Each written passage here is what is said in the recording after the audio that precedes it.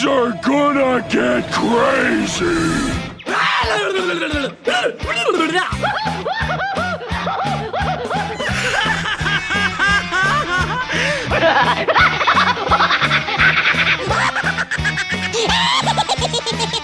Most everyone's mad here. I'm back! Welcome everybody to AniMat's Crazy Cartoon Cast. How have you all been doing? I know it's been quite a while since the last episode, and I hope you all had a wonderful holiday break that whatever you celebrate, whether it be Christmas or Hanukkah or Kwanzaa or whatever, I hope that you all had a great time during the end of the year, and hopefully that you also had a great start to the new year. Welcome to 2024, everyone. Yeah! I know that, my time, I will admit, has been nice. Oh, and thank you, Jay Monty, for the subscription. A nice way to go and start things off right there. And I will say, man, I know I took quite a long break. I mean, like, it's been 2 weeks in a row that I didn't do an episode, and, well, mainly because the holidays were just right there, you know? Like, Christmas and New Year's was directly during the time when I would go and record, but anyways, though, I'm glad also that it is done and that, you know, I don't have to deal with any of the baggage and the madness that would go with it, that now we could go and move on. However, before we go and settle ourselves into the new year, we have one more goodbye that we have to do to 2023. Now, I know I've personally already done my goodbye to 2023 with the top 5 best and worst animated films of 2023. And oh boy, judging by a lot of the reactions out there, it was quite a spicy video from what I see. But this time around, we're not going to go and look into any animated projects. What we are going to be looking into is specifically the moments that have occurred. That's right, we are going to be counting down the top 5 animation news of 2023. And I've already gathered my list. In fact, throughout the entire year, I've been behind the scenes looking and examining which news are the biggest ones that will make quite an impact from this day forward in the animation industry. And some of them, oh boy, have they been shocking, inspiring, and just all around, well, in lack of a better term, crazy. And we are going to be looking into each one. So, with all that said and done, I would like to go and ask, Chatwall, now that we are back, are you all ready for today's episode of AniMat's Crazy Cartoon Cast? Let me hear it, folks. Who is ready for the comeback of this? Let's see now. Yes? Oh, okay. That's great to see. People are ready. That's great to hear. And so, you know, I love it that the energy, even after all this time, it's still going strong. So with all that said, it is now time that we shall go and get things started. And to go and begin this, we are going to get into our number 5. Now, with this one, I think it's safe to say it is a little bit low on the list because, well, it is to be expected that it would be this successful. And even though not many people would say it is among the best animated film of the year, it certainly is the most popular and the most successful animated feature, not to mention one of the biggest movies of 2023. So let's go and start things off with our number 5 with Super Mario Mania. Yes, starting things off, we are going to go and discuss about the Super Mario Brothers movie, one of Illumination Entertainment's films that they have released in 2023, and man, what an impact that it made. Now, critically, it didn't necessarily impress the critics all that much. In fact, some could say that how they treated the Mario movie is a little bit comparable to how they currently treated Wish. In fact, on Rotten Tomatoes, it is a bit on the rotten side.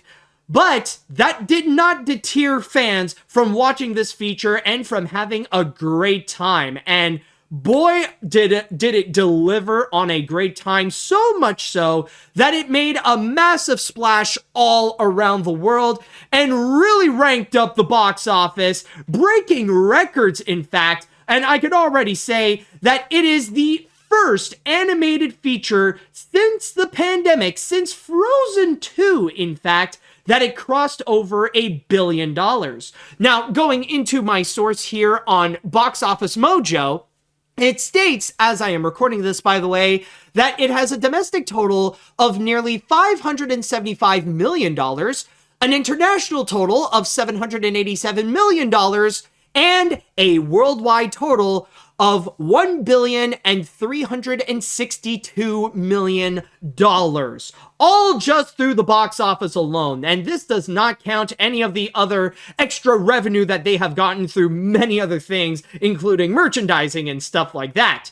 And with that, by the way, it is also worth noting of the amount of records that it did manage to break. Whoops, I just need to properly set that up right over here. Now, on my source here on the direct, it did put down a little bit of a list. Now, there are some, of course, that are a little bit outdated, but let's go through at least some of the records that the Mario movie managed to break at the box office.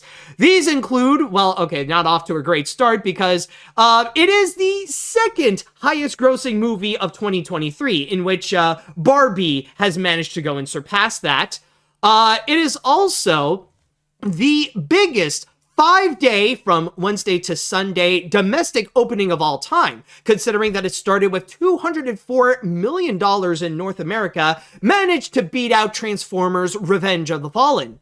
And then there's also the highest grossing domestic, international, and worldwide debut for an Illumination movie. And it is also worth noting, by the way, that the Super Mario Bros. Movie is the highest grossing Illumination movie from the studio, in the studio's history. Even managed to beat out the original Minions, or the 2015 Minions. It is also worth noting that it also received the highest grossing domestic, international, and worldwide debut for a video game adaptation, as well as the biggest worldwide opening of 2023. Now, this one, I will say, I'm not 100% sure if that is still true. I don't know if some of the other movies, like either Barbie or Oppenheimer, might have beaten it, but at the very least, we could say it is one of the biggest openings. It is also the highest grossing video game movie of all time, as well as having the highest worldwide animated opening weekend ever, in which it managed to beat out Frozen 2 on that front. It also received the highest worldwide animated opening weekend for a IMAX movie, or at least on IMAX, and well, that's just the tip of the iceberg. But also, someone has confirmed apparently Barbie does have the biggest opening weekend for 2023, I believe. Okay, so Barbie did manage to go and beat it out. But it is also worth noting, and what is possibly the biggest record that the Super Mario Bros. Movie currently has, is that now it is the third highest grossing animated movie of all time, only behind Frozen 2, and since this technically counts, the 2019 Lion King remake. And again, it's pretty obvious that this would go and become a massive success, especially the fact that it is from an Illumination movie, and especially when it had so much hype behind this. But the reason why I wanted to go and include this onto this list is because of the impact. I mean, we knew that this was inevitably going to happen ever since the pandemic. Like, over time, there was going to be one animated feature that was going to step in and make over $1 billion, become a massive box office hit. And not only that, but also proving that animated movies can still be profitable at the box office. And I know it's been a tough year in general for a whole bunch of animated features. I know a lot of people want to target Disney, but there are also plenty of other examples as well, including Ruby Gilman and debatably Migration, but I mean, technically some could say that it is still starting, so we'll have to wait and see on that. But still, it's been a rough time for animation at the box office, but still, you got movies like the Super Mario Brothers movie that was able to stand out from the crowd and still prove that animation could still be a box office smash, and not to mention that this, along with Barbie, are the only two movies that have made over $1 billion at the box office. Now, this doesn't necessarily spell out good news for many of the other studios, and especially for movie theaters in general, but billion-dollar hits are still able to happen. And also an honorable mention would be Oppenheimer, considering that one actually did get pretty close to becoming a $1 billion hit. But still, anyways, with the Mario movie, yes, it became a smashing success, and this doesn't even include like some of the big cultural impact moments that it did, especially with the viral sensation of the song Peaches. I think that was also a key factor in continuing the success. But one thing I do want to mention about a secret to why the Super Mario Brothers movie became so successful and how there was so much hype behind it was because it managed to do one thing that no other movie ever did before it. Because I know in the future there will probably be some more that will, but with the Mario, we know that it is the first. And that is because the way it built up its hype is with Nintendo Direct. And Nintendo Direct had been doing it for years to give people bits of updates from time to time about the Super Mario Brothers movie, where occasionally you would see Shigeru Miyamoto coming in, giving us like, hey, here's an update on what's happening with the Super Mario Brothers movie, here's what we got, here's an idea of what we want to do, and all that kind of stuff. And during that time, it really gets a lot of people talking. I mean, with Nintendo Directs, usually they are major events. Whenever they would show up, like, it gets the entire internet talking about it. But then, with the Super Mario Brothers movie, like, they would also be included on that hype. It's the one thing that really got so many people very excited, like, almost as much as whenever they would go and make all the Super Smash Bros. Updates, like when they would announce a brand new DLC character that would be coming and get everyone excited and hyped up to play as that character. And they would go and do the same thing with the Super Mario Brothers movie. And even though some of the reactions admittedly have been a little bit mixed, because I'm sure we all do remember the first reactions of hearing Chris Pratt being Mario and not Charles Martinet. But still, though, even with some of the doubts, and even though it didn't come out as, like, fantastic, and as you probably have seen, I didn't necessarily include it among my top 5 animated films of 2023, but still, though, it was a lot of fun. Even I myself was able to see it twice on the big screen. It was still a lot of fun. In fact, actually, there is something that I don't know if I could show you. I don't know, like, if with the background it would be able to work, but I just want to show you something.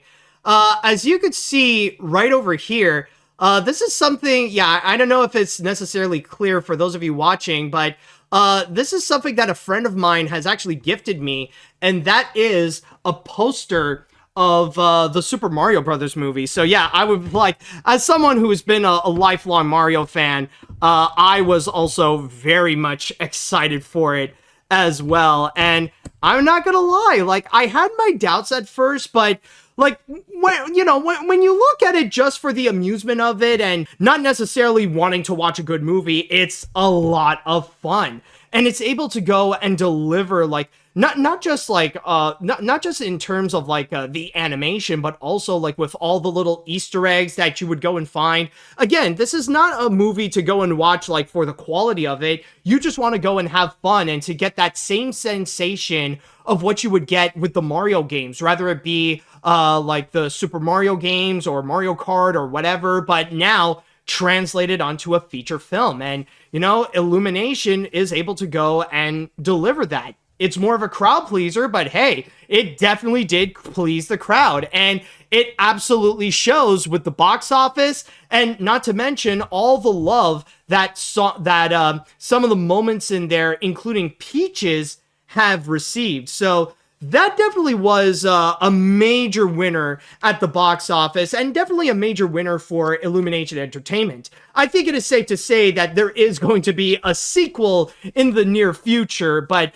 that'll be up to Nintendo to go and announce that, and I'm sure a lot of speculations are already being made for it, but we'll have to go and wait and see. But again, the reason why I did put this on this list is because of the massive impact it made at the box office, and the fact that it was able to break through the woes of the pandemic in order to make over $1 billion. So with that said, I think with all the success we have seen from it, I just want to say congratulations to the entire team at Illumination Entertainment for making such a smash hit, and for making the biggest animated movie of the year with the Super Mario Brothers movie. All right, so with that said, I would like to go into the chat wall, and now I would like to ask you all, what do you think about Mario being at number 5? And what do you think about its impact, not just at the box office, but also just its impact, how it did at the time, and how it may have impacted you as well? I would love to know what you think on this. So let's see what we got. I think the mixed response from critics was because simplicity is often looked down upon as a negative. While it's true in lesser hands, a simple story can be boring and poorly done. I feel as though having a simple story was a benefit for the Mario movie. It allowed the filmmakers to organically develop the world of the Mushroom Kingdom and have engaging character interactions. Well, one thing I will say is that there are some things I do agree with the critics, but then again, I could see why the filmmakers decided to go and take that approach, because let's be honest, the Mario games never had a complex story in the first place. They're always just about, it's always about like this Italian plumber trying to save a princess from an evil turtle monster. And it's like often the same story being repeated again and again, because you don't play the Mario games for the story. You play for the fun of it. You play for the gameplay. You immerse yourself in the wacky world of the Mushroom Kingdom. And in that sense, they were able to translate the game onto the games onto a movie pretty well. Let's see what else we have here. I remember seeing the Mario movie when it came out, and I had a blast watching it, especially as a huge Mario fan. While not the best, it really did a great job delivering on what we want to see in a Mario movie. Although I will admit, though, I thought Chris Pratt was fine as Mario, but to each their own. So overall, I'm glad it lived up to the hype, and I can't wait to see what they have planned for the sequel, which I think is pretty much a guarantee at this point. Also, what would you want to see in the sequel? Well, hard to say, but I wouldn't be surprised if they would do something that would be more reminiscent to Super Mario World. So my guess, this is just a little prediction, but considering that the post credits they did hint out that Yoshi is going to play a bigger role, I would imagine that maybe we're going to see the Koopalings also get a bigger role in this as well. Or who knows? Honestly, if there is something that I personally would love to see, I want to see them bring Wario and Waluigi. I mean, I've always been a Wario fan, so I would love to see how Illumination would go and handle Wario. All right, let's see what else we got here. Okay, yeah, I'll go with this one. I saw the Mario movie in theaters and I loved it, even though it didn't really have much of a story, but I still enjoyed it to this day. I'm really happy that it became a box office hit and became one of the highest grossing animated films of 2023, or the highest. And if they ever made a sequel to the Super Mario Brothers movie, I wanted to have Bowser Jr., who would be in my recommendation, be voiced by Sarah Silverman. Honestly, that's not a bad choice. I could actually see that working. Oh, let's see. Saw it on my birthday, and it hits the nostalgia feeling for me so well. Also, Charles Martinet as Jumpman in the movie was just the chef's kiss. Yeah, I will say, I would have honestly, as much as I would have loved to see Charles Martinet be as Mario, the way they handled him, it was very nice. Not just as Jumpman, but he also played as Mario's dad. So, honestly, it's very symbolic and it's very nice. So, honestly, the way they handled it, it's a nice compensation, a nice way, a good approach when not casting him as Mario. So, I'll give them credit for that. Let's see. I will say the Super Mario Bros. Movie is one of my favorite movies of 2023 next to Across the Spider-Verse and Barbie. I got to watch it at IMAX, and it's a really fun experience. The record and money it made is super impressive, and major congrats to Illumination and Nintendo for making a big achievement and a love letter to one of my favorite games of all time. The movie really goes to show why animated films still have a place in theaters rather than streaming. All right, let's see. I do enjoy the Super Mario Bros. Movie as its own thing. The reason the hype was real was because of both Nintendo Direct and the longtime fan base that Mario already had. I'm glad we have this movie to show that we have a pretty good movie. It ain't perfect, but it's still worth the hype. Exactly. Let's see, what else do we have? I still haven't seen the movie, but I'm glad the animation got a successful box office run and pleased the crowd. I think I'll watch it sometime just to have my brain off. I honestly would be interested in a Super Mario Brothers, in the Super Mario Brothers universe as it goes. Yeah, I mean, like, I believe right now it is available on Netflix, so you can freely go and check it out. Like, if you don't have it on, like, on home media, like on Blu-ray or DVD, like, there's always Netflix as your option. Let's see, what else do we have? I am really for the Mario movie for doing really well at the box office, and I really enjoyed the movie in theaters. Congrats to Nintendo and Illumination for the movie, satisfying for the fans and for everyone who worked on the film. If they ever made a sequel, I want Wario and Waluigi on it. Hey, I know, I can relate, man, I can relate. All right, I think I'll read one more comment before we go on to our first break. So, let's see. I'll just see which one I haven't read yet. Okay, yeah. Okay, we'll go here. I saw the Mario movie in theaters and I loved it. Even though it didn't really have much of a story, I still enjoyed it to this day. I'm really happy that it became a box office hit and became one of the highest grossing animated films of 2023. And if they ever make a sequel to the Super Mario Bros. Movie, I wanted to have Bowser Jr., who would, in my recommendation, be voiced by Sarah Silverman, or no, maybe I have read it, and Princess Daisy, who will be voiced by Stephanie Beatrice. Okay, maybe I have read it, actually. Sorry about that, folks. Yeah, okay, yeah, I think, oh, no, actually, we do have one. Okay, right over here. I'll say Mario is on my top 5 favorite films I saw this year. Seeing the movie was quite a family night, and I can say Illumination does know how to make movies a lot of fun, even if I'm not a huge player of the games. Even Peaches was like the biggest internet meme I highly enjoyed. Have you heard of the Peach Rolled remix? Anyways, go big or go home. Alright, go big for the sequel. Alright, so with that said, now we are going to go on to our first break, and when we do come back, we're going to look into our number 4, which will be looking into the biggest scandal in animation, so stay tuned for that. And we are back. Now, going into our number 4 on the list, like I said, we are about to enter into the biggest animation scandal of 2023. Now, in this case here, throughout 2023, even beyond animation, we have seen a lot of career-ruining moments. Times in which people would see their reputation be completely shattered right at the moment right there. Now, I know we have seen plenty of influencers who have lost their reputation.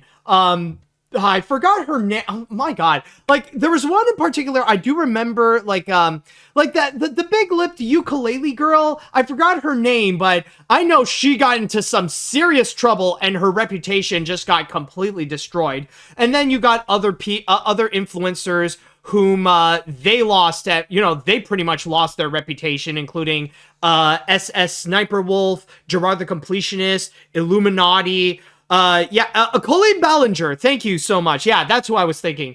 And you got all those people, and even within Hollywood, there have been people who did lose, like, their careers entirely. Like, a good example includes Jonathan Majors. And I know a lot of people have brought up Phil Lord and Chris Miller, but I would say that their reputation was damaged, but I wouldn't say completely ruined.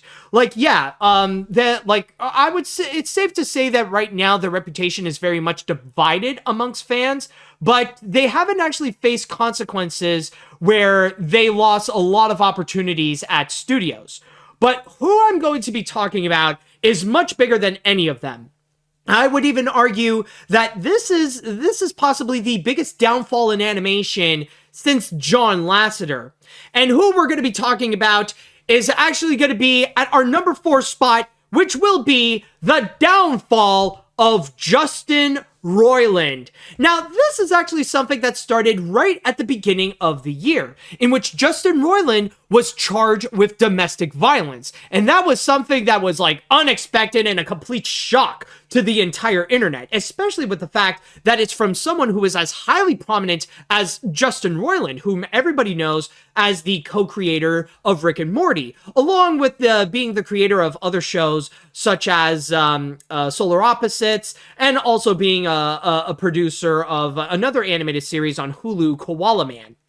But still, though, the Rick and Morty creator got charged with a very serious case. And apparently, according to the charges, the woman who remained anonymous, she pretty much made her plea about how much of an abuser Justin Roiland is throughout their relationship, especially during 2020, when not only did Justin Roiland get a restraining order from her, but he even had his license to have guns be completely revoked. Like, he wouldn't be allowed to have guns for years.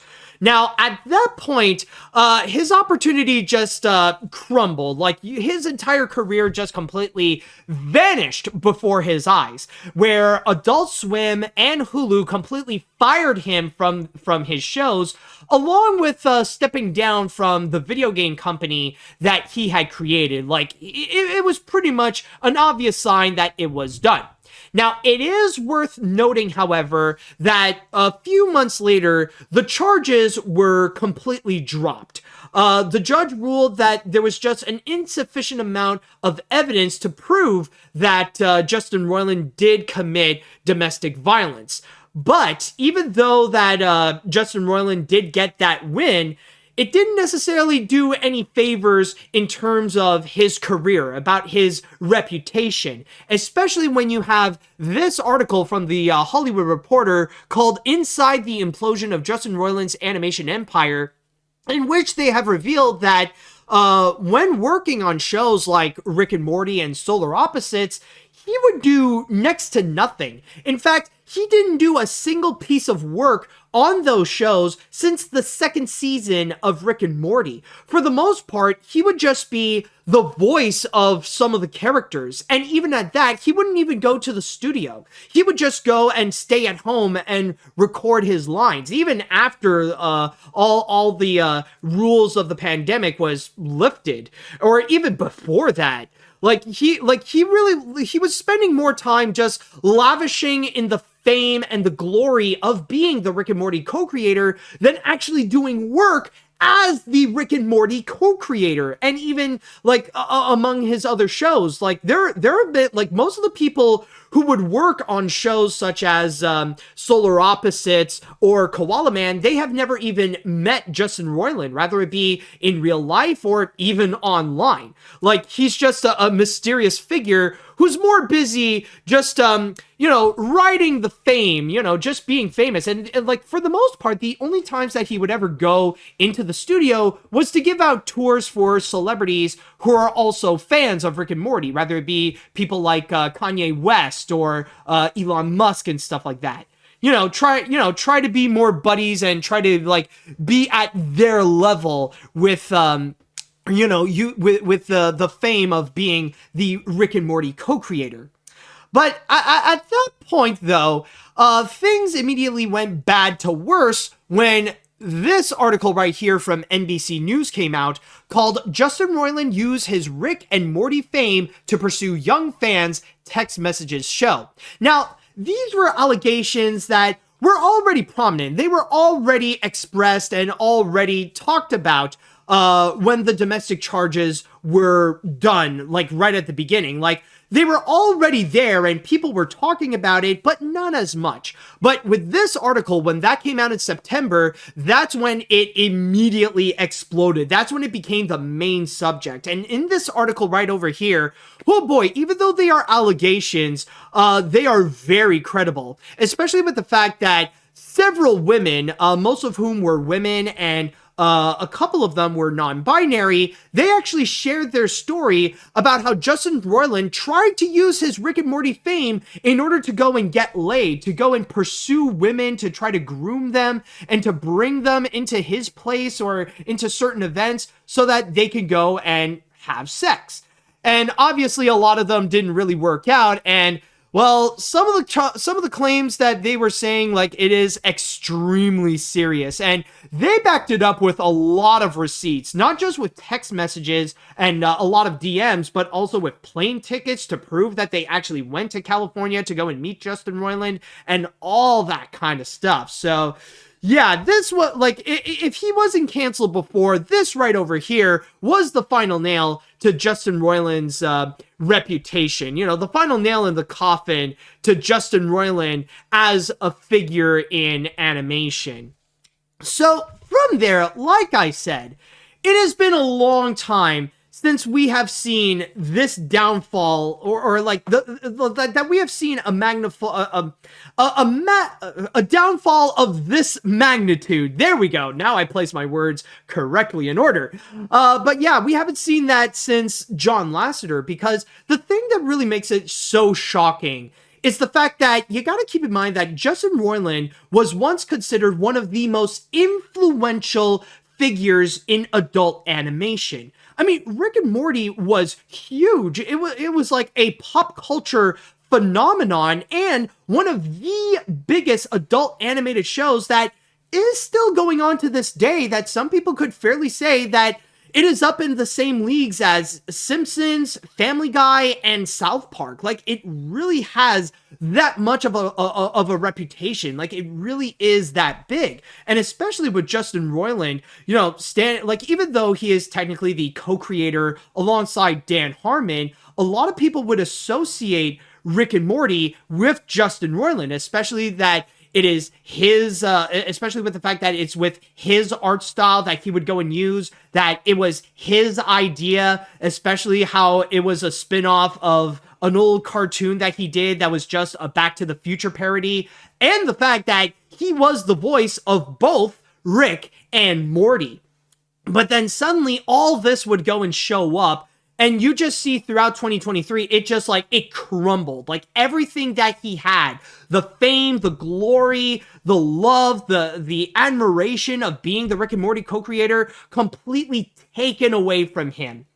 And honestly, one thing that I will say, the one thing that truly did cancel him, funny enough, it's not necessarily the charges, and it's not even the allegations right over here. That is one thing, and those are very serious, by the way. But I would say the true thing that really did cancel him is actually the Hollywood Reporter article.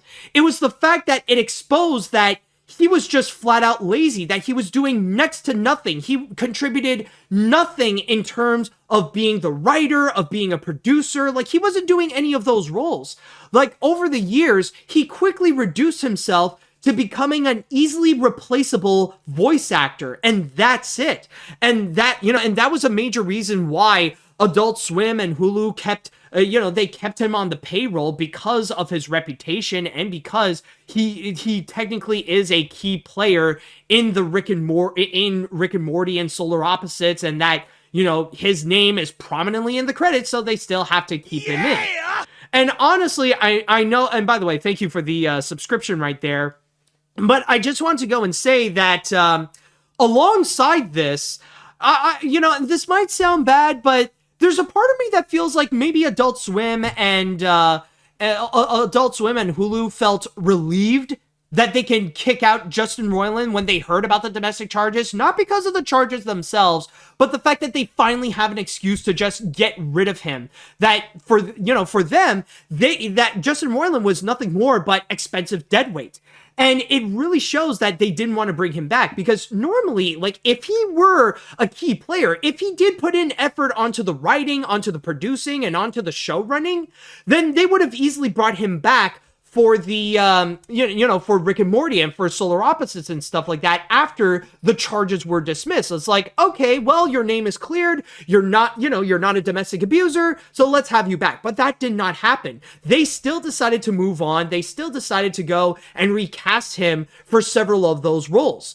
And this is where we are led to today, in which the shows now have officially moved on from Justin Roiland entirely, where they got some brand new actors for Solar Opposites, and especially for Rick and Morty. And I think we are pretty much at the point where now even the fans have completely moved on. Now, I have seen a bunch of different reactions in terms of the new season of Rick and Morty, but one thing that I have not seen is that the criticisms are not related to Justin Roiland. In fact, many people actually gave high praise to the new actors who would play Rick and Morty. Like, yeah, they might be a little bit different than how they were before, but they are the kind that people could easily just get used to. And it really shows that now the grand majority of people, or almost everyone, has completely moved on, and the only people who would really defend Justin Roiland, who are still considered like Justin Roiland fanboys, are the creeps that would enable the kind of behavior that Justin Roiland was alleged of doing, including Tim Pool and Elon Musk. You know, those kinds of creeps that want to do the same thing that Justin Roiland allegedly did. So in that regard, we're pretty much at the point where there's no going back, and I think we're never going to see Justin Roiland get his fame back again. I think it's safe to say that it's pretty much dead. In fact, I actually did hear that in the new season of Rick and Morty, they actually did do kind of an indirect joke where they actually did kill off the old, like, some of the old versions of Rick and Morty, where Rick came in with like some body bags, like Morty, I just killed off the Space Jam version of us. You know, we don't have to deal with that anymore. So yeah, I don't know, like, that can be interpreted as a symbolism that, you know, they have officially eliminated any connection to Justin Roiland whatsoever, and that the fans just pretty much don't mind. Now, I would not be surprised if Justin Roiland would want to try to do some comeback, and like maybe he'll team up with some conservative company in order to make some new animated series that would be related to NFTs and stuff like that, because I know that Justin Roiland has a history with NFTs as well, so I wouldn't be surprised if he'll try to keep cashing in on that.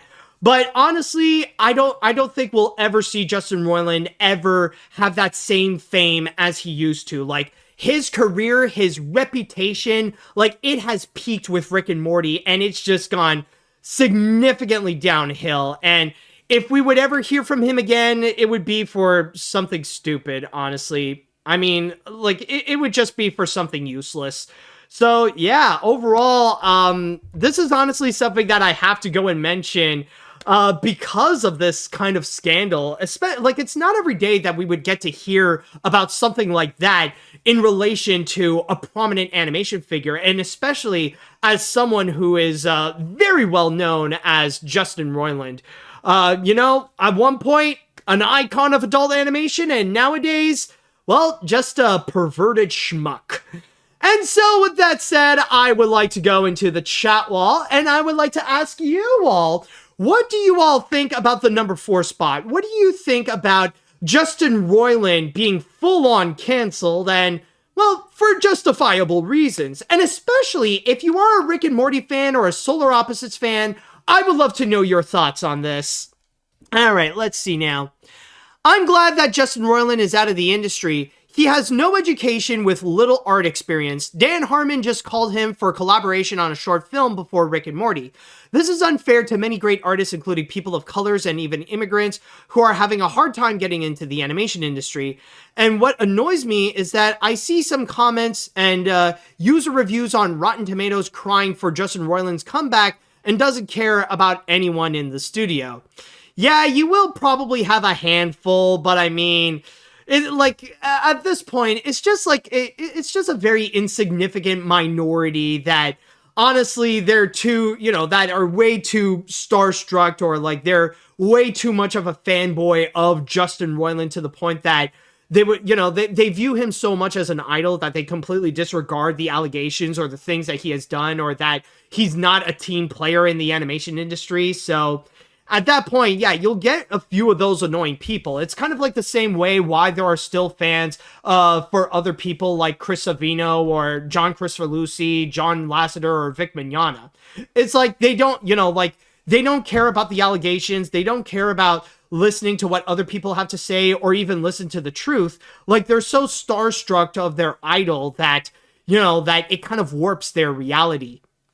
Anyways, the fact that the Hollywood Reporter writing an article about how Justin Roiland being a lazy bum by his coworkers kind of shows where people's priorities are currently. People are more willing to make excuses for abuse and blame victims, but when employees are saying how he's lazy, that's where they draw the line. Understandable, but I feel like it's too easy to dismiss victims.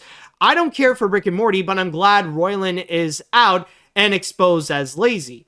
Well, that's kind of the big thing, because for Hollywood executives, like, yeah, like, some of them will try to go and take this seriously. It will be a concern, but at the end of the day, it is about the money. And again, Justin Roiland is nothing more but an expensive deadweight. Like, they're more than happy to go and completely replace him with other actors because they could be cheaper. But the reason they had to keep him on board is because of the fact that his name is attached as one of the creators. So in that regard, I'm sure it was a relief for Adult Swim and Hulu to just get rid of him, like I said before. But I mean, like, I understand if some people would be upset if the priorities are not for, like, the right reasons, technically. But I mean, hey, if it gets the job done, it gets the job done. And there are people who don't want to be dragged down with whatever trouble that they would be getting into. And I mean, especially with the allegations, with the NBC article, like with this right over here, I think it's safe to say we're not going to hear Justin Roiland come back in any of the mainstream stuff anytime soon, or we're never going to see him get the same fame as he did before. All right, let's see what else we got. Justin Roiland is now gone, and thank God. There are amazing people out there to celebrate their works. Instead, they are that are down to earth and take their career seriously. On a positive note, I'm heading to my first ever premiere in LA for Marvel's Echo. Ooh, I mean, I've heard a lot of amazing stuff about it, so hope for the best for you on that. All right, let's see what else we have here. Out of all the scandals, this is a really shocking and disgusting one since what happened with John Kay. Honestly, I'm just glad that Roiland is out of the industry because, let's be real, he serves no credit due to his laziness. Not to mention his friendship with Dan Harmon, which I can't help but feel really sorry for him for going on tough times. Thank goodness he's out of the industry and fame. Another creator I'm glad he's gone as... another creator I'm glad he's gone as Misanthropony. 2023 is a year for career-ending people. I don't know, I will admit, I'm hoping I'm not one of them. Like, all I said was that I like Wish and that I don't like Trolls Band Together, but apparently a lot of people seem to be upset with me on that. Case in point, take a look at the comments on TikTok. Hey, boy. But anyways, what else do we have here? Okay. I always have a hunch that he was no good because as unlikable as his character, the characters he made and voiced, still I'm not a fan of his shows, I can't help it. It's always annoying to hear that someone claims he's doing something really important and that they unveiled the curtains to know that he is a total lazy bum. It's not every day they would be caught in the act, and I have no guilt to say that I'm glad justice has prevailed and he's completely out of the picture. In your face. Yeah, what's funny though is that, like, I guess it's kind of debatable if he truly got the justice he deserved, because technically you could say it is kind of inconclusive if he really is a domestic abuser to that woman in particular. But then again, the punishment that he did receive, well, I guess, like, he did get what he deserved, of course, so I mean, there is that. All right, what else? Do we have any other comments? I might as well read one more before we move on to the next. I'll be honest, I myself was never a fan of Rick and Morty, but this behavior is flat out disgusting. The fact that he pretty much destroyed his reputation over doing these disgusting acts, and Adult Swim and Hulu did the right thing to get rid of him. Also, I think it's safe to say that scene from Space Jam: A New Legacy has aged so poorly. Yeah, I mean, let's be real. I mean, with Space Jam: A New Legacy, it's a movie that didn't necessarily age all that great in the first place, and I think with the Rick and Morty cameo, that's just salt to an open wound. All right, so with that said, let us go and take another break, and when we do return, we will get into our number 3 spot, in which we shall be looking into another box office story, but one that may not have made as much as the Super Mario Bros. Movie, but I gotta say, it's definitely the most admirable box office story of the year, so stay tuned for that. All right, we are back. Now, for our number 3 spot, before I fully get into this, let's go and talk about one thing that has been massively discussed, especially throughout 2023, is how Disney performed at the box office. And I think it's safe to say that it was a very rough year for Disney, or at the very least, in terms of Walt Disney Pictures with their movie division. I think like they've done pretty well with many of their other places, you know, with their theme parks, with Disney Plus a little bit as well. You know, like in their other sectors, they're doing fine. But when it comes to their movies, boy, was it pretty rough. In fact, a lot of people have even pointed out that they're no longer the #1 box office maker. Like now Universal actually took that spot from Disney. But then again, you could argue that, well, Disney is at number 2 right now, and they still collected more money at the box office than all the rest of the other studios, like more so than Warner Brothers, Sony, Lionsgate, Paramount, and more. But anyways, it was still a pretty tough year for many Disney movies. In fact, for most of the Disney movies, especially when what happened was that all their movies that are way too over budgeted with $200 million or $300 million budgets, they would end up becoming massive box office disappointments and lose a good amount of change for Disney. Rather it be stuff like Ant-Man and the Wasp: Quantumania, Indiana Jones and the Dial of Destiny, the Haunted Mansion movie, what else? The Marvels, Wish. Like, it was not a great time for Disney.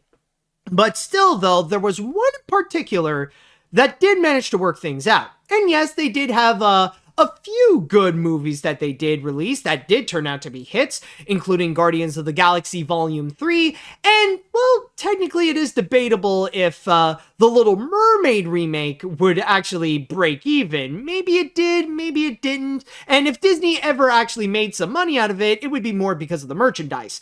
But there is one movie in particular that broke all the expectations. A lot of people were prepared for this to be another of Disney's failures, but it managed to turn things around and become one of the most successful animated movies of 2023. So with that said, for our number 3 spot, we're going to be looking into The Unexpected Rise of Elemental.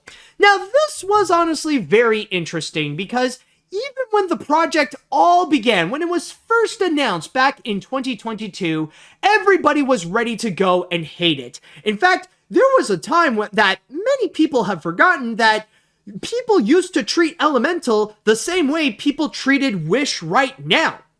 And the big reason is because a lot of people were just completely turned off by the concept. In fact, maybe you recall that people were comparing it to that indie game that had a very similar idea with what Elemental wanted to go and do. So already from there, people just had low expectations. They were ready to go and blast it. They were ready to go and make all the videos that they want to do saying that Pixar has another box office bomb. Pixar is in a crisis. Disney is in a crisis. Disney is failing. Disney is going broke, and all those kinds of stupid comments. You know, like people are already doing that. And well, they went and unleashed that when the movie was released on the big screen on June 16th, where on its opening weekend, it did not do well, starting off at $29.6 million, which was said to be the weakest opening for a Pixar movie. Like, it did not go well, and people immediately wanted to go and post that as a big L. Post that as, just label it as a big failure. But then, over time, throughout the summer, something different occurred. People noticed something that it's not every day that it would happen. Normally, when you would have these movies that would start off low, normally they would just immediately drop just a few weeks afterwards. Like, it has happened with many movies, unfortunately, where it didn't meet people's expectations, it didn't meet the financial expectations, and what would happen is that it would just significantly drop after a few weeks, and then it would just be removed from movie theaters and just be labeled as a box office bomb. But this is not the case with Elemental. Because what happened was that over time, after each weekend, there would be a decrease, but it would be significantly less. Like, if we go on my source on Box Office Mojo, you'll see that the amount that would reduce with each weekend, it would be a little bit less. Like, on its second weekend, it only went down by 37.7%, which is an unnaturally low decrease for a summer blockbuster film. And then the week after that, it would go down just by 34.2%. And then it would accumulate a good amount of money during the 4th of July weekend. Then afterwards, like, when it would go down again, it would be so much less again, just by 17.3%. And then the week after that is 9.3%, and so on and so forth. Like, it would accumulate money, but just bit by bit by bit. And then slowly but surely, we would see the box office total get more and more momentum. And then more and more people would go and see it. And at that point, it would slowly accumulate some positive word of mouth. Like, because initially, like, when Pixar movies are not great, they would just go and immediately blast it and just call it bad. And that's how it started out when it was first released. Like, oh, it's not an amazing movie? Well, then it's not worth it. Then I don't want to go and watch it. But then at that point, people are saying that, okay, it's not Pixar good, but it is still good, which opened more people to go and watch it. And then over time, when it would be released internationally, that's when we would go and see other countries actually embracing it more so than in North America. In fact, there are some countries who actually love Elemental more than any other Pixar film. And that is especially the case with South Korea, which is the most successful Pixar movie in that country in particular. And right at the end of its box office run, it managed to beat the expectations and turned out to be a box office hit. Whereas I am recording this, it managed to collect a total of $154.4 million domestically, almost $342 million internationally, and a worldwide total of $496.3 million, nearly $500 million. But then suddenly, things got even better when its popularity skyrocketed thanks to Disney Plus, and even managed to break records onto that platform, even actually collecting 26.4 million views on its first 5 days on Disney Plus, making it the biggest movie premiere on the platform of 2023. Even more so, breaking the record that was previously held by the Little Mermaid remake. In fact, if I would go and read this little excerpt on my source on Variety, it actually says, per Disney, that makes Elemental the most watched movie premiere of the year on the service and among the top 10 movie premieres they have ever had. For context, Disney defines a view as a total stream time divided by runtime, just like Netflix recently started doing. The film became available on Disney Plus on September 13th. Disney also says Elemental has become the most viewed animated movie premiere since Disney and Pixar's Turning Red was released in March of 2022. As well as the most viewed Disney Plus movie premiere of all time in Latin America, just ahead of turning red. So honestly, okay, and I know this is going to be weirdly ironic to say that about a Disney movie of all things, but this really is one of the most admirable underdog stories out there. Like, honestly, it's almost textbook how this feels like an underdog story coming to life. I would even debatably say that the story of what happened to Elemental is better than the actual story in Elemental. Nah, but for real though, honestly, what I find to be so amazing about this, and why I find this to be even more impressive than the box office success of either the Super Mario Brothers movie or even Spider-Man Across the Spider-Verse, is the fact that it broke expectations. It's the fact that people were thinking that this was going to be a failure. During a time when hating on Disney was really gaining momentum and it was really getting popular, that people was expecting that this would be a colossal failure, that again, a lot of influencers were preparing videos to go and label this as a failure, to consider this as a problem with Disney and Pixar and all that kind of stuff. They were ready to go and throw all their hate on it. But then suddenly it proved those people wrong. That over time, eventually it found its fame. It found its way to go and actually find success in a very unorthodox way, in a way that it is very unheard of. And a big reason as to why is mainly because of how we would expect a movie to become successful. Because let's be honest, we live in a very impatient time. And especially with the internet, we want to go and immediately call something a success or a failure, like right at the moment we would first hear it, you know? Like, we want to immediately go and like say, oh, this is a hit, this is a fail. We don't want to go and wait. And a lot of people generally, what they want to do is that they want to judge something based on the box office opening. Like how it did on its first weekend. A lot of people would go and immediately deem that as a success or a failure, or if a movie is good or not.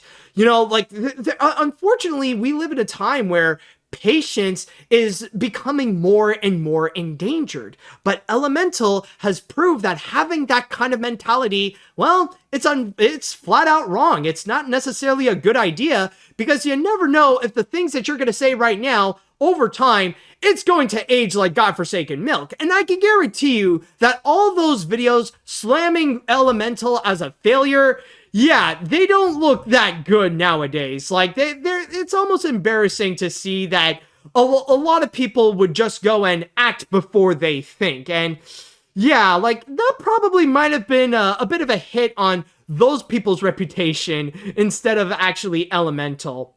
And I gotta say, as someone who really did enjoy Elemental, I actually did like the film. For me, honestly, like, I'm really glad to see it actually succeed, because this is also one thing that I want to mention. Like, the best part about Elemental actually becoming a major success is the fact that it is an original animated movie. And more, it's becoming it's becoming increasingly an issue that original animated movies cannot survive at the box office. And I know a lot of people want to use Wish as an example, but if it were exclusively a Disney problem, it would just be a Disney problem and the others wouldn't necessarily care. But then you also have Ruby Gillman, and again, you have Migration. And I'll just say, I know with Migration, like, currently, it looks like it might be going on the same path as Elemental, and maybe that will become a sleeper hit too. But then again, we could argue that it hasn't even been a month yet since Migration came out, and that we'll have to wait and see with how it does now that the holiday break is officially over. Will it be able to survive during that time? And if not, well, then that's going to highlight a major problem with original animated films and how they can survive on the big screen. Because if not, unfortunately, we're going to see a lot more sequels come out, and if companies do want to make original films, then they're just going to end up on streaming. Like, we're gonna what we have seen recently with DreamWorks, where they decided to move Orion in the Dark and put that onto Netflix instead of the big screen.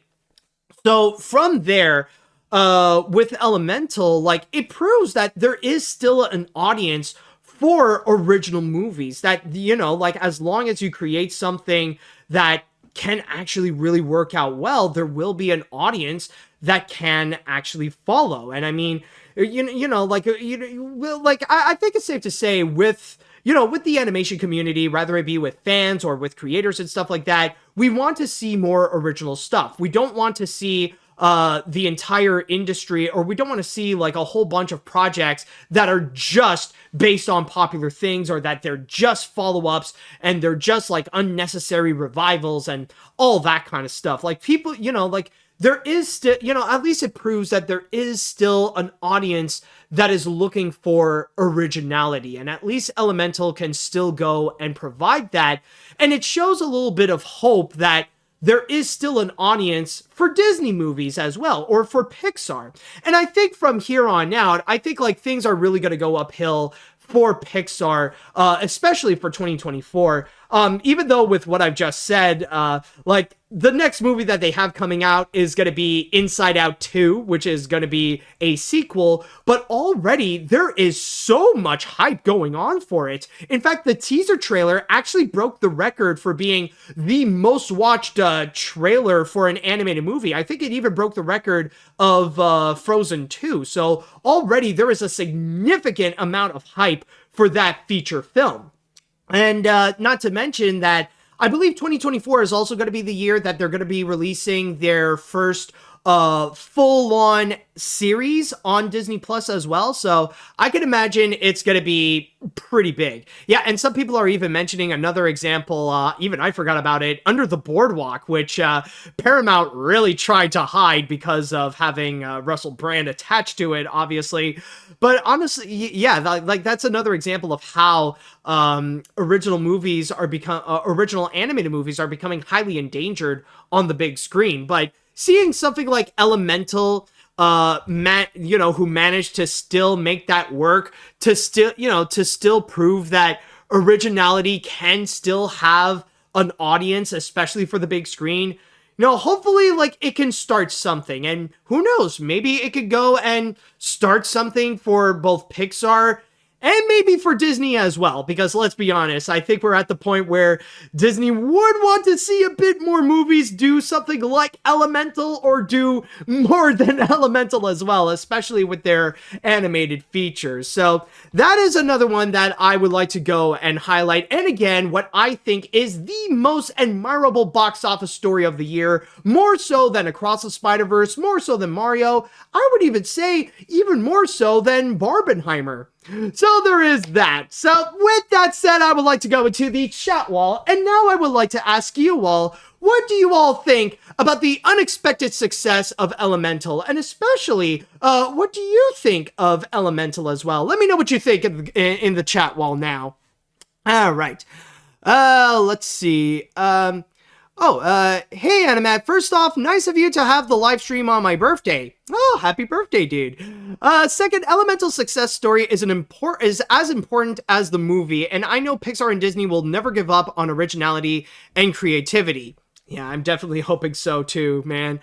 I really hope that is the case. Like, I know, like, with Disney, like, even Disney Animation, they still have a bunch of sequels that are going to be coming up. Like, they got a second Zootopia, and they got Frozen 3 and 4, but, I still hope that they're still gonna keep making original content, and especially with what happened with Wish, hopefully that's not gonna deter them from still making original content, or still trying to do something new with animation as well. Let's see what we got here. I think it's safe to say Elemental really became the little movie that could. While Elemental wasn't my favorite Pixar film, I still enjoyed it, and it really is thanks to positive word of mouth that helped it become successful, and I'm glad it made a comeback. Also, on top of that, seeing Warner Brothers getting the karma they deserve, and The Flash becoming a failure after they tried to defend Ezra Miller is so satisfying. Yeah, honestly, that is the true justice of it. The fact that an original animated feature managed to go and beat out The Flash. Like, and especially with how The Flash became, like, one of the biggest box office bombs of the year. I mean, like, everybody loves to go and harp on Disney for the failures they got, but I mean, look at Warner Brothers and the failures they have received as well. And some of them, I gotta say, especially with The Flash, they definitely deserved it. Let's see now.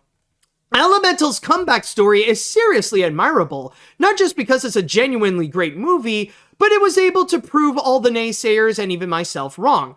However, I do want to say that as happy as I am with Elemental's success, I am getting tired of the whole haha it beat The Flash jokes. Oops. Well, at least I got mine out of the way. Elemental is no doubt a way better movie than The Flash, but do we have to always mention it when talking about Elemental's success? No, I mean, I do understand. I do understand how you're feeling. And I mean, yeah, like, it would be better if we just focus on Elemental's success. Like, it's more admirable. But I mean, like, it's kind of the nature of the internet. They always want to go and try to bash something. It's pretty much like the cartoon community. Like, it's next to impossible to find an animation fan making a comment about something that they like without bashing Disney. So I get how you feel on that. Let's see now. I mentioned before that I do love Elemental so much. I'm glad it's still growing a fan base every day, and I'm putting it in my favorite films of 2023, including The Boy and the Heron.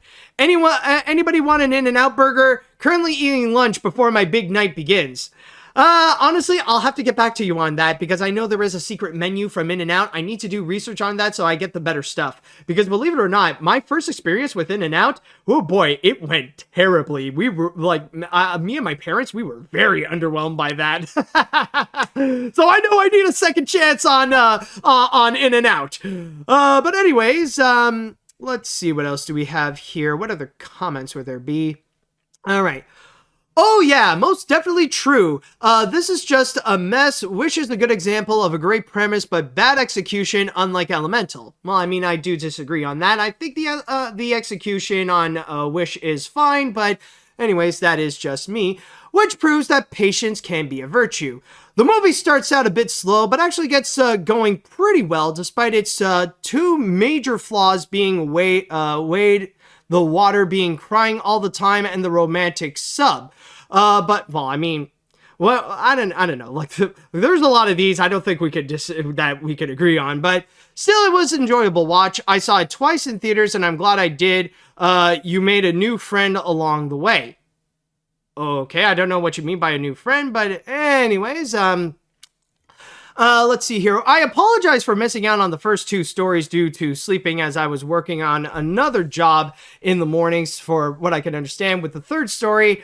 It's been an up and down for Elemental, but I'm glad it came out as a sleeper hit. While it is not one of Pixar's best films, I am glad it survived thanks to word of mouth. Now let's see if Inside Out 2 can become a bigger hit for Pixar. And I'm just making my predictions. I got a good feeling that I think it will do well for Disney. In fact, it might be their biggest hit since Frozen 2, but I could be wrong. We'll see. Anyways, I think we'll go into one more comment. Let's see. Okay. I didn't read that. I thought I did, but okay, I didn't read this one. I love Elemental. The moment I saw the teaser, I was sold. When I first heard the film flopped, it just depressed me and thought like Lightyear all over again that people were skipping out on a good movie and often ranted, when did the box office start to judge? However, when it started lifting numbers there was a sense of hope that it could make it. And then it became inspiring when it succeeded in doing so. It's like what Wade said. It's best, let's start small. I know Wish will come back someday. Yeah, I know like the hate is popular right now, but I mean, if movies like Sleeping Beauty or Treasure Planet or Atlantis or even Brother Bear would find its audience and be labeled as a Disney classic, I'm just saying, there will be a time when Wish will be highly beloved as well. Maybe not now, maybe not in a few years, but based on history, it is gonna happen, rather if you like it or not. Now, with that said, let's go on to our next break, and when we do come back, we're gonna go on to our number 2 spot in which we're going to be looking at another studio in which they had their 100th anniversary as well. But oh boy, did they fare so much worse than Disney, especially with the example that I have coming up. All right, now coming in at our number 2 spot, we are going to be talking about Warner Brothers. Now, we had our time talking about the woes of Disney, but then we also got Warner Brothers. Oh boy, did they have an extremely rough year, debatably even more so than Disney, and I will explain a little bit later as to why. But in this case, though, what I want to go and talk about is an example of the many troubles that Warner Brothers has had, but especially with the case that this is an animation-related story, and oh boy, did it cause some massive drama. Did it cause some massive backlash for the company, where it is going to face some serious long-term consequences. And so, coming in at our number 2 spot, we got over here Coyote versus Warner Brothers Discovery. Now, this is specifically all about the live-action animation hybrid movie called Coyote versus Acme. Yeah. It's a news story in which really gets me all choked up when discussing about it. Nah, but for real though, the thing with Coyote versus Acme, just to give you a little backstory. Now, for those of you who don't know, this is a movie in which it would be a Looney Tunes movie where Wile E. Coyote would go and sue the Acme Corporation, and they would go and create this little courtroom comedy from there. And everybody who had been working on it and anybody who saw it being made, they were all loving it. Like, it really was one of those productions that everybody had nothing but positive things to say.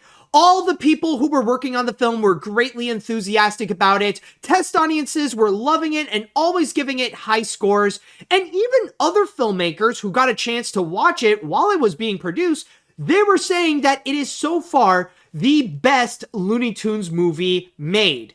So already, it looks like it's on a clear road for great success. Like, they got something really special here. But apparently in November, Warner Brothers decided that, nah, they don't want it anymore. They don't feel like they don't feel like releasing it. So what they decided to do was that they would go and turn it into a tax write-off. And the reason why they did so, apparently reports stated that they wanted to go and shelve Coyote versus Acme mainly because they wanted to find a way to compensate for having a weak third quarter, which I will get to later.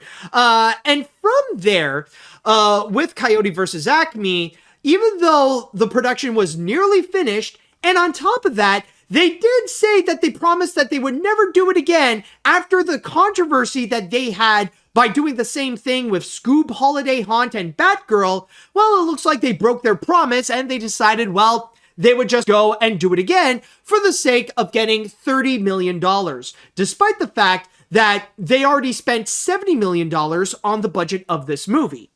Now, as you could probably imagine, this resulted in massive backlash.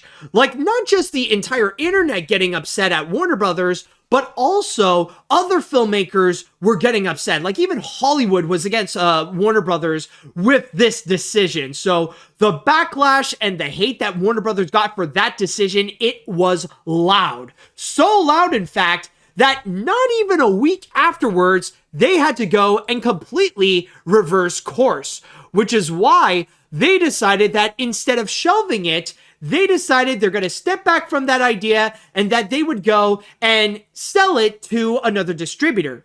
For some reason, Warner Brothers still don't want to go and release Coyote versus Acme themselves, but what they want to do is to give it to another distributor so that they could go and release it, and most likely onto a streaming platform. And I just want to say, from here, at this point, there have been others who have been very interested in it, but the last time I have heard official reports, it looks like it's probably either Paramount or Amazon that might go and actually get Coyote versus Acme for them to go and produce. Now, nothing is officially confirmed as of yet, but still though, others seem to be very enthusiastic that it's going to be released. In fact, you probably have heard that Eric Bauza, who is going to be the voice of Wile E. Coyote in the movie, he actually did put out a post where he promised that it would be coming out sometime in 2024, along with an image of Wile E. Coyote next to his lawyer, played by Will Forte. Now, is that going to happen? Well, honestly, we will have to wait and see. But again, this is just an example of some of the problems that Warner Brothers had to face during this entire year. And man, what a crazy story that was. Like, it was just insane seeing this entire development occur, especially when it really brought the relevancy of the Looney Tunes back on the map. Like with many people talking about Wile E. Coyote and the Roadrunner, and even with this movie, especially with all the positive word of mouth that people kept on hearing with this project in particular. And then suddenly Warner Brothers decided, no, we're not going to go and release it. We're just going to shelve it completely. We're going to let nobody watch it, and we're just going to turn it into a tax write-off. Which honestly, it's kind of crazy seeing how Warner Brothers did not learn their lesson from the backlash that they've already gotten from Batgirl and Scoob Holiday Haunt. Like, many people were seriously upset at them at that. And then suddenly they would go and immediately do it again. And once more, I just want to go and clarify that the reason why they wanted to do so was to go and compensate for some of the problems that they had faced during the third quarter. Now, this is insane, mainly because you got to keep in mind about something. Barbie, the most successful movie of 2023, that was actually released in the third quarter. And yet, even Barbie was not enough to go and rank things up, to help with the business of Warner Brothers during that time. Like, they were still, like, imagine, Warner Brothers was still struggling as a business even when they had Barbie coming out, making the most money out of any other movie during 2023. That is just insane. And it really does highlight the poor management that is going on at Warner Brothers, especially under David Zaslav. And this is exactly why I would go and highlight and comment that honestly, if there is one company that did the worst in 2023, at least in terms of the big Hollywood studios, it's got to be Warner Brothers. I know a lot of people want to go and target Disney and throw all their hate at that company, but I would say even Disney did way better. Like, yeah, Disney didn't have a great 2023, and their 100 years, well, it was kind of a flop. But there is a difference between how bad Disney did and how bad Warner Brothers did. Because when you look at Disney, they had a bad 2023, where right now Disney is discussing about how they can make 2024 better. How they could go and improve themselves in 2024 so that they can become better, especially with their movies, so that they can also become box office hits, and that they can also make beloved projects, and that they can really tone down all the hate to make, to make the trend of hating Disney, to make it stop, you know what I mean? And well, let's be honest, they're kind of off to a bad start because of everybody celebrating Steamboat Willie entering into the public domain. So but that is kind of their big goal for 2024. It's to become better. With Warner Brothers, on the other hand, they had a bad 2023 where they're discussing about what can they do in 2024 in order to survive. Because right now, Warner Brothers is in a serious crisis. Even with what's happening at the box office right now, it is not doing them any favors. Like, yeah, sure, they got another hit with Wonka right now, but they also have a massive box office bomb with Aquaman 2. So it's kind of like balancing out where none of their movies are really helping their business. And the biggest proof with how Warner Brothers is doing worse than Disney is one report that came out just before Christmas. And chances are, you may have actually heard about this. Now, there was a report, and it was just absolutely insane to hear, about the possibility that Warner Brothers actually had a talk with Paramount to maybe do a merger, to fuse Warner Brothers Discovery with Paramount and turn them into one giant entity. Now, as I am recording this, there is no confirmation that this is happening. Now, we don't know if it will even happen in the first place. But if that were the case, oh boy, I don't think this is going to be something that anybody is going to be prepared for, especially like in the animation world. Like, I don't know if animation fans are going to be prepared for Cartoon Network and Nickelodeon to be under the same corporate umbrella. Like, that is unfathomable to go and imagine. So, and on top of that, it is also worth noting that with the whole thing going on with Coyote versus Acme, it also severely damaged their reputation in the long run. Not just with like people having more trust issues with David Zaslav, but especially with filmmakers having serious trust issues with Warner Brothers. Because after the whole calamity with Coyote versus Acme, after that whole thing happened, what happened was that a whole bunch of filmmakers actually canceled their meetings with Warner Brothers to go and possibly make a movie with them, because now they don't really want to go and make a movie for Warner Brothers because of that possibility of maybe they're just going to turn their project into a tax write-off, and that the years of work that they would make on that particular project would ultimately become a massive waste. You're not going to hear people do the same thing with Disney. Like, you're not going to hear people go and say like, oh, I don't want to go and make a movie with Disney. I have trust issues with them because I saw Wish and I don't like Wish. Nobody has that kind of brain capacity to go and ever say that. But with Warner Brothers, on the other hand, it's understandably justifiable why they would have that trust issue, especially with the fact that the promise that they have made with Batgirl and with Scoob Holiday Haunt, it turned out to be a lie. And it seems like, okay, well, they'll choose whenever they want to go and turn something into a massive tax write-off. And especially with what we have seen with the example of Coyote versus Acme, I mean, I'm so glad that the backlash occurred, that everybody expressed their anger towards it. And there was even one politician who even came out and said that the Department of Justice and the FBI should go and make an investigation onto Warner Brothers, because it feels like the tax write-off scheme that they're doing kind of feels a little bit like a scam. And it could be something that may be a bit criminal. Now, is this something that the Department of Justice will actually look into? I'm going to be very honest, no. I don't think there's going to be any, I don't think the government is ever going to look into Warner Brothers into this case. But still, though, when it catches the politicians' attention, like when you get politicians actually look at, seeing this case and they're being suspicious about it, yeah, that's when things are going really bad on this matter. So at this point, overall, again, we don't know what the fate of Coyote versus Acme is right now. Maybe there is a chance that we'll see if maybe it will get released, or maybe it might not. I mean, only time will tell in that case.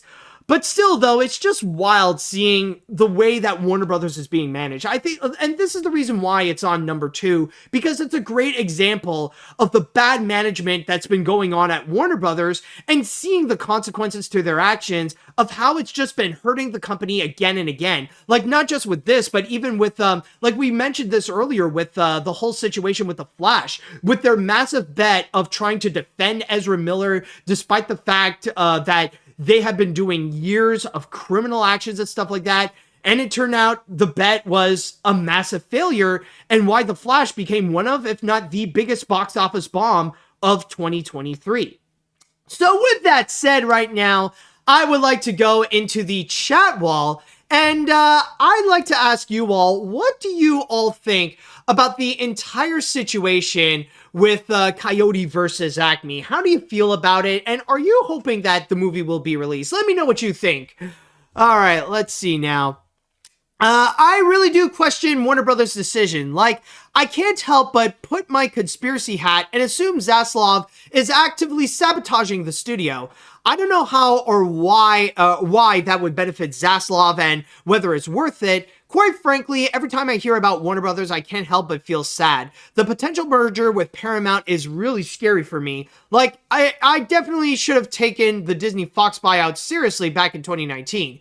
We are really entering into a monopoly, and that is dystopian. And I mean, I'm just going to say right now, yeah, that is a little bit of a conspiracy, but that is a conspiracy that you are sharing with many, many people. And it feels honestly credible with the bad decisions. It's either David Zaslav is so incompetent as a CEO that honestly, that like even people outside of the industry, like you don't have to work in business to know that David Zaslav is doing a bad job. So it's either he's highly incompetent or maybe he is deliberately sabotaging it so that he could go and sell Warner Brothers to another company and just walk away with millions, if not billions of dollars. Like it could be like one of the biggest, one of the biggest dirty schemes that you'll ever find.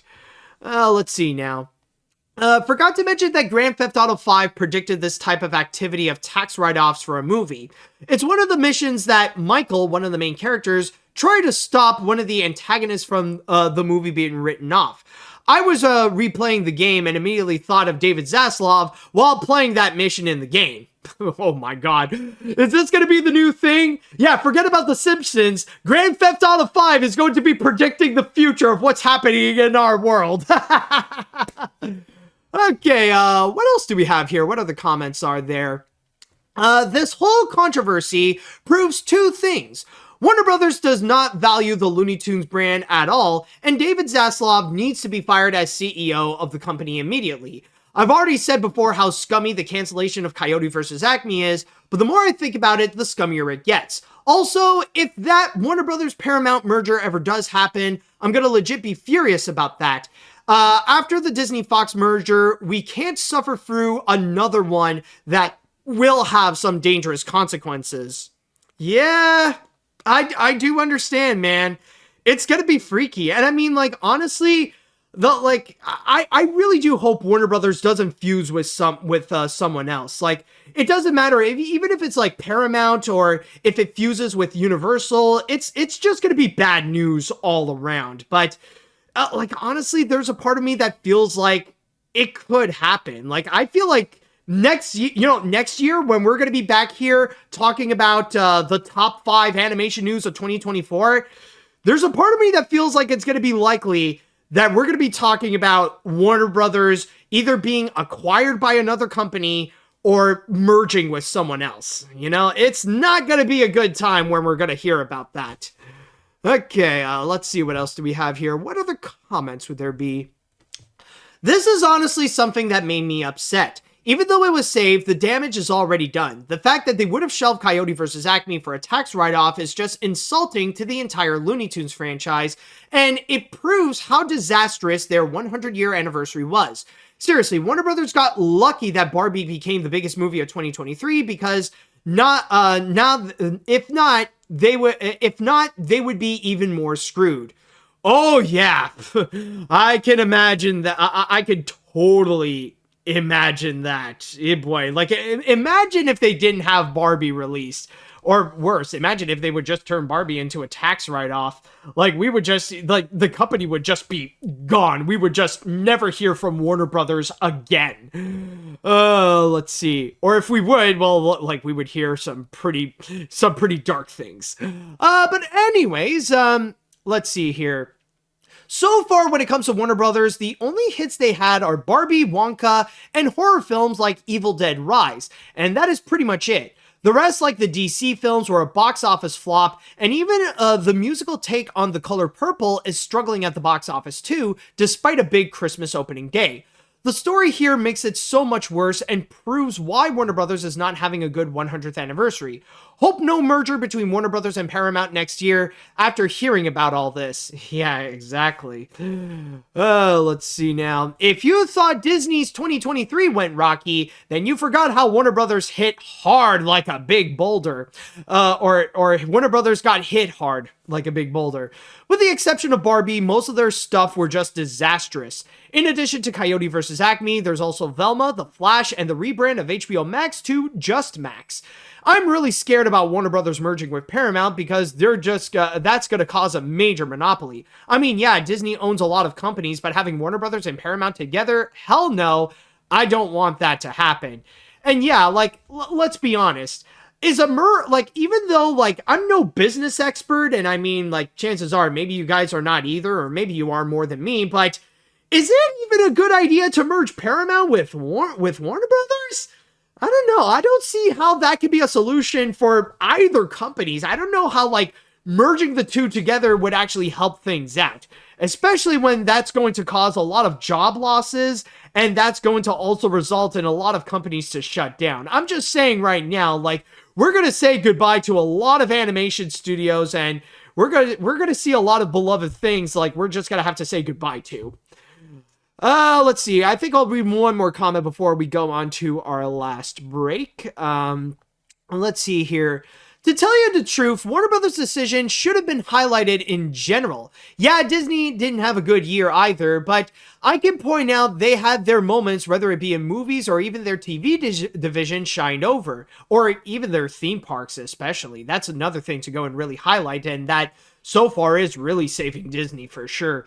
Barely once did I see Warner Brothers have any sort of positive impact, only to be merely bad decisions after bad decision with only 2 good films. I do have a sense of hope for CVA might have a comeback and be released, but not for the company if they end up in a bigger downfall. Yeah, I know what you mean, man. All right, so we're going to go on to one more break, and when we do come back, we're going to get into the #1 animation news story of 2023. And I don't think I have to say anything because, let's be honest, even you watching or listening to it, y'all know what it is. And now, everyone, with no major introduction, the #1 animation news story of 2023 is... Well, I could have timed that a little bit better, but it is Hollywood on strike! Yes, folks, not just the biggest animation news of 2023, but the biggest entertainment news of 2023. Yes, we shall be discussing about the big double strike that has occurred in Hollywood and even across the US as well, specifically with the Writers Guild of America strike and also the SAG-AFTRA strike, in which it is the first time in literally decades, and the first time in about 60 years, in fact, that both writers and actors join forces in order to go on strike. Now, this actually started with the Writers Guild of America, where their contract was about to expire and they were about to go and renew it. But at the same time, they wanted to go and make a significant update to go and make demands, and they went to go and have some negotiations with the Alliance of Motion Picture and Television Producers, or the AMPTP. Or, as you probably know them, as the big executives at the in Hollywood. You know, the big heads of the studios, whether it be people like Bob Iger or David Zaslav or Ted Sarandos and all those kinds of people. So from there, the negotiations did not go well, and they refused to go and meet the demands of the writers. So ultimately, what they decided to do is to go on strike, starting on May 2nd. But then, fast forwarding a few months later, on July 14th, in which SAG-AFTRA, in which the acting union, were in a very similar position as the Writers Guild was before, to which they had a discussion with the AMPTP. It did not go well, so what they decided to do was to go on strike, resulting in the big double strike that we have seen in over half of the year.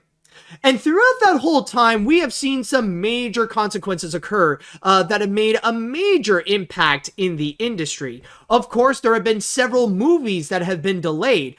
In fact, a lot of movies that were scheduled for 2024, they had to be moved to 2025 because of the impact the strike has occurred, considering that both writers and actors were not working during that entire time. So from there, we've seen a lot of productions and a lot of movies that had to be delayed. And also, well, the reputation of executives, they just took a massive nosedive. When executives would try to go and defend themselves, or when they would try to especially antagonize the writers and the actors, oh boy, do they receive backlash again and again and again and again. And the longer that it went on, the angrier people got. Not just writers and actors, but even people who support them, which is like the grand majority of people on this world. So they were asking, like, why are you delaying this? Why are you keeping this for so long? Just give them what they want. And from there, we've also seen a lot more reputations being ruined because of this. And one great example is Drew Barrymore, where she tried to bring back her talk show during the strike, which would have broken the rules with the Writers Guild. But she reluctantly tried to do so anyways, and she did receive massive backlash from it, and it pushed her into a position where she had to go and step back. Oh, excuse me. But yeah, she had no choice but to go and step back and put her show on hold until the strike was over, which was ironic considering that it actually happened just a few weeks until the strike was until the writer's strike was officially over. But you might be wondering, though, what was it that they wanted to strike? Why is it that they had to go on strike? What were they demanding? Well, the thing is, there are a variety of reasons, but for the Writers Guild and for SAG-AFTRA, they were demanding for similar things. They were demanding, of course, there was better pay, especially with these times and inflation being very difficult to get through. So, of course, there are better wages. But then you also have a better health system, like better health care for them. There is also, what else is there? I know there was another one that I was thinking about. Like, I know there was the obvious one, but residuals, yes. They were also demanding for residuals specifically for streaming, because beforehand it was non-existent, especially when streaming became like this new mainstream thing and there was no established rules about getting extra compensation for that. So they were also demanding residuals for streaming for the content that they would create, whether it be on Netflix, Disney Plus, Amazon, Apple TV Plus, and so on and so forth. And especially job security to protect them from AI. Now, that is like the big one that they go and highlight. I wanted to go and like mention about the residuals before getting into the AI thing. So they were highly demanding for those, like to go and establish some rules so that they can have that, not only to have a more livable wage, but also to go and protect their jobs from the growing threat of AI, so that their jobs suddenly wouldn't be completely taken away by a machine that studios would think is like much cheaper and stuff like that. So from there, it took a long time, but finally they did manage to make a deal. With the Writers Guild of America, they actually did manage to finish it off, lasting for 148 days, or 4 months and 25 days, officially ending it off on September 27th of 2023, getting everything that they were asking for. And then there was also SAG-AFTRA, whom not long afterwards, on November 9th of that year, lasting for a total of 118 days, or 3 months and 26 days, they finally managed to make a deal with the AMPTP. Now, I know that some people could say it's debatable if the actors got everything that they wanted, but they pretty much got we know at the very least they did get a grand majority of everything that they were asking for.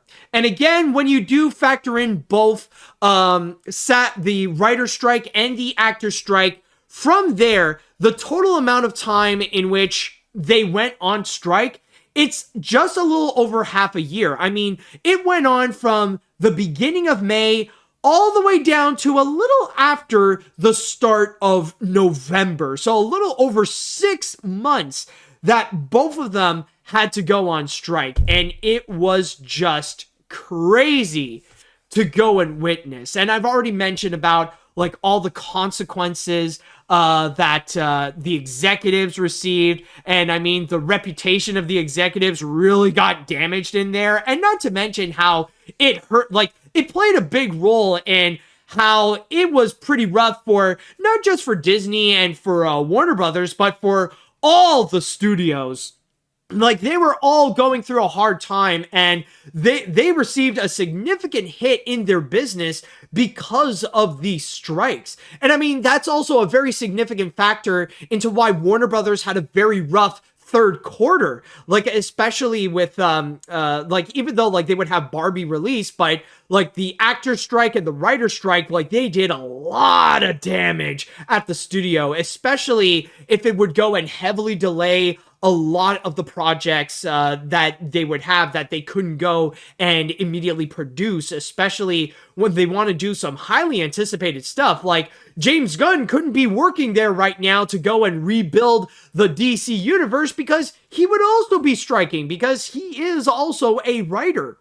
So from there, and not to mention, of course, like the executives, well, they're a lot more hated than before. I mean, we've already heard about the very cringy comments coming from Bob Iger and from David Zaslav, but even the others are also very guilty of making some very spite-filled comments that made their reputations worse, including Ted Sarandos, the head of Netflix, often antagonizing the strikers, and even the head of Sony Pictures. Like, I know a lot of people missed that comment, but I remember, like, the CEO of Sony Pictures was trying to be more sympathetic towards AI, and he was trying to tell people, like, come on, guys, we should be more friendly with AI. You know, it can do some great things for us. Why don't we be more cool with AI? Doing that kind of stupid comment. And yeah, so like literally with the, like, it pretty much clarified that CEOs are just bad people all around who are completely out of touch with reality. So that's another major consequence. But I will say, one major thing I gotta say with the strike, and this is a massive positive thing that went on, and this is the reason why I do consider it not just the biggest animation news of 2023, but the biggest entertainment news of 2023, is how it highlights the importance of workers' rights and the importance of unions. Now, I know that unions are not perfect, and they do come with their own set of problems, but they are important to ensure that that workers are treated as actual people, that they are not being taken advantage of over selfish billionaires like either Donald Trump or Elon Musk and those types of people. You know, they're made to go and say that, hey, we are important to your business and we want to be treated with respect and we want to get the compensation that we deserve. And this is why with the strikes, both with the Writers Guild of America and with SAG-AFTRA, they actually influence other workforces so that they would go on strike and to go and emphasize their importance in terms of the work that they do and that, you know, that they deserve respect as well. Like UPS, for example, they didn't go on strike, but they threatened to go on strike. And from there, they managed to get what they wanted. And another great example is the United Auto Workers. They actually did go on strike against some of the big automobile companies, and they were able to go and manage to get exactly what they were looking for. Like, they managed to go and stick it to, like, many of the biggest auto companies out there, and they came out victorious. So that's why I feel like it's kind of a big thing to go and highlight. And one thing to really take away from 2023 in terms of all the entertainment news that we have actually heard, and that is the importance of union workers, the importance of the importance of unions, the importance of workers' rights, and that workers should know their rights, that they should be treated with respect and that they shouldn't be taken advantage of from these big corporations and from these big billionaires, especially. I think that's one thing to really go and take from all this. And also, one thing to massively highlight is to go and wait and see with how this is going to impact this year. Especially if you're an animation fan, this is going to be something to go and really highlight for 2024. Because one thing to go and keep in mind is that I believe it's during the summer in which the Animation Guild, which is the union that represents animators, they're going to go and have their contract be expired, and they're going to go and renew for a brand new one, to which they will go to those same executives and demand for a better deal, asking for some of the same things that they gave to the writers and to the actors, for more livable wages, for job security from AI and all that kind of stuff, for better healthcare also. So they're going to go and talk to the executives, and they'll see if they can manage a similar kind of deal, or if there could be a possibility that they will go on strike. Because I can guarantee you now, the animators who are part of the Animation Guild and the people at the Animation Guild, they've definitely taken notes about what has happened with the writer strike and the actor strike. And they will do everything they can in order to put in their work so that they could go, like, they've done their homework, so now they've taken all the notes they need so that they can move forward. They will ask the executives about what they want, and they'll try to make sure they get what they want. And if worst case scenario, they go on strike, well, they'll know exactly what to do. And on top of that, we've also been seeing more and more companies getting into unions. Now we're seeing more representation. Like apparently the Marvel Studios and I think a few other companies as well. Like, they are among the first visual effects studios to actually get representation from unions. And also another one, and this is something that I personally feel like this should have been done like years ago, but Disney Animation, believe it or not, they are entirely non-union. But that is going to change when Disney, when the animators at Disney, they have all voted that they want to be unionized. So we could actually see soon that Walt Disney Animation Studios will actually be a completely unionized animation studio. And that's going to be a massively big deal, especially when Disney Animation is now becoming one of the very few studios that completely make their animated films within the United States. Like, it's sadly becoming more and more of an endangered species, and even DreamWorks Animation is trying to save up money by firing some animators in favor of collaborating with other studios overseas, and including Sony Pictures Imageworks, to go and have them produce their movies. So in that regard, this is why I want to go and mention how both the writer strike and the actor strike is the biggest entertainment news and the biggest animation news of 2023. It's the fact that they would go, it's not just like the impact that they did in the short run, but it's also in the long run as well.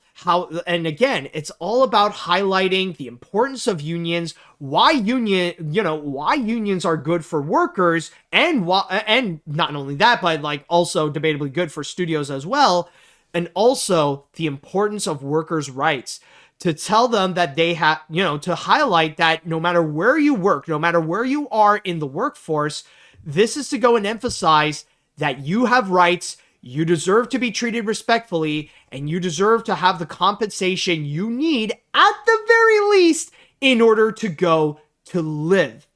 And also, I just want to give out a quick apology for those of you watching this. Yes, I know I am using the Wikipedia articles on both the writer strike and the actor strike. It's just that, honestly, like, I wanted to go and find, like, one page that would go and summarize everything. And honestly, I looked at Wikipedia and just say, like, okay, yeah. Because if I'm just going to go on the individual pages, oh boy, like, I would literally have dozens and dozens to go and chronicle all the madness that would go on during the writer strike. And I know that with what I just talked about, that's just the tip of the iceberg in terms of like what has happened during that entire half a year. Like, I know there's been so much more that would be chronicled into this entire situation, and there are plenty of more highlights that I have yet to go and discuss. But again, this really does highlight how impactful it was during that year and the big importance that it will play, that as long as we learn the lessons that we have during that strike, it will benefit for a better future that we will have in 2024 and onward. So with that said, I now want to go into the chat wall and I want to ask you all, what do you all think about the writer strike? What do you think about everything that has happened during the strike? And on top of that, I forgot, you guys are this way. What are you hoping for that this will influence in the future? So let me know what you guys think. All right, so let's see now. I'm glad these strikes happened and that both guilds got more or less what they wanted. Honestly, I'm hoping for / excited about the Animation Guild and whether they strike or not this summer. I hope they do, but at the same time, I'm scared about whether that strike could work. If they had more of the public support than the writers and actors, but most of the industry probably would ignore them and just outsource. I hope the Animation Guild brings up requests to change outsourcing. Ooh, that's going to be a tall order, but we will see. Honestly, I am curious to know if that could actually be something that they can go and bring up to go and actually discuss. Because if not, well, then the Animation Guild will have to find a way in order to go and get more Canadian studios to be unionized, because it has already begun. There are some legit Canadian animation studios like in Vancouver where they're already unionized. So we will see if that will continue, and that hopefully maybe we will see more. Like for me, one of my biggest hopes is that maybe one day we will see Sony Pictures ImageWorks actually getting unionized. I mean, like, considering that so many studios are asking ImageWorks to go and make their movies, whether it be for animation or for visual effects, I think that studio should be a top priority to go and unionize all the animators in there. Let's see now. The Hollywood strike has been the biggest news of 2023 as writers and actors were fighting for their lives, such as money, wages, job security, and especially AI. And with all the studios being so stubborn throughout over half a year, results in losing money, movies and TV shows delays to 2024 and onward. It was disgraceful what all the studios have done, but I'm glad writers and actors managed to get a fair deal. Now let's hope animators get a fair deal during the summer before another strike soon. All right, let's see. I think it's safe to say that this is going down in history as one of the most infamous moments in Hollywood. The idea that these CEOs would even consider replacing writers and actors from AI is scary, even though I'm glad that both of these strikes have ended. It does hopefully prove that strikes can work. So overall, I'm glad that these strikes are over, but the scars of these strikes run deep. Exactly. Like, trust me, we're going to hear more about the consequences of the strikes in the future. Let's see now. Basically, to describe 2023, ongoing wars, inflation, Elon Musk and the downfall of Twitter, the news media and paparazzi obsession with Taylor Swift, and the big one, the strike, not just in the entertainment industry, but also other job industries as well. The WGA and SAG-AFTRA was no shock at number one for this episode. Shame on all the CEOs and the heads of the AMPTP. Artificial intelligence should never take over humans because us humans have better brains than AI. Not to mention better talent, because honestly, I have yet to actually see an AI project that is actually good. I mean, every time I see something like, oh, look at the animation that AI can do, it's always godforsaken cringe and honestly just unwatchable. And honestly, it's AI has done something that I haven't done in a long time. Whenever AI animation shows up, I need to take off my glasses in order to not see it completely. Man, how long ago since I've done something like that? Am I right? Anyways, let's see. I think this will go down as the most talked about strikes in history. I hate that the use of AI is anything. I hate Star Wars. I hate it in Star Wars. I hate it in Harry Potter. I hate it in Marvel. I hate it in DC, etc. But I'm glad that the people got their rights considering how long it took. I'm glad it ended the way it did. It was just a lot, though. Oh, yeah, trust me. I know that it was definitely something like to really go and process. But in this case here, like it also goes to show that you should never give up. I mean, like they spent months, like literally, like with the writer's strike, they took almost 5 months, and the actors they took almost 4 months. So no matter what, like it'll be a tough battle and you'll face some doubts, but as long as you don't give up on what you believe in, that you feel like you deserve to have those rights, then eventually it will work in favor for you. Let's see, what else do we have here? Oh boy, those were the days when hearing about it was considerably painful, either for the best or the worst of this year. Like, on one hand, I did want to hope for the best support for the actors and writers, including directors, they could be writers too, to be treated right and respectfully in Hollywood. On the other hand, it came with the consequence of people losing their jobs, delayed favorable projects, and the threat of AI. Still, it does prove that we need to be strong, and it came through to them. Exactly. It's not necessarily something that people want, you know, like I think it's safe to say nobody wanted this strike to happen, but it's something that needed to be happen in order to set things right. Let's see, I think I'll read one more comment at this point. I was very happy that both WGA and SAG-AFTRA were able to get what they rightfully deserve. As you said, Matt, this really does highlight the importance of unions and why they are so important to have in the workforce. After all this, we can only hope that once this new contract expires, the studios and the AMPTP are able to make another fair deal with the unions and don't let any upcoming strike drag on for so many months. The same goes for the Animation Guild.